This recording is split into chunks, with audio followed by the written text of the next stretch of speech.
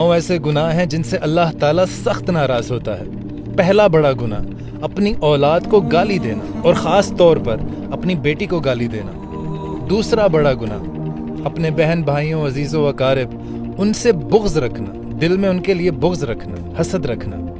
तीसरा बड़ा गुनाह, आपके घर में मेहमान आता है और मेहमान को देखते साथ ही आपका मुंह बन जाता है कि ये कहाँ से आ गया। ये अल्लाह ताला को सख्त नापसंद है।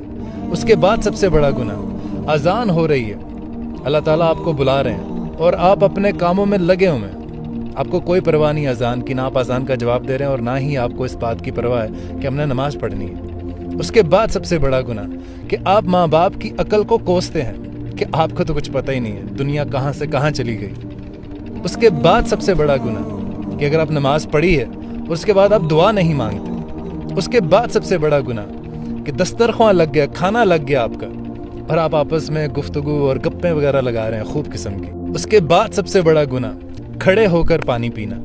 और उसके बाद सबसे बड़ा गुनाह, अगर आप वज़ू में हैं और आप कुफ्रिया अल्फाज अदा करते हैं। ये सबसे बड़े गुनाह हैं जो अल्लाह ताला को निहायत नापसंद है। इस वीडियो को ज़्यादा से ज़्यादा शेयर करें ताकि बहुत सारे लोग इन गुनाहों से बच सकें।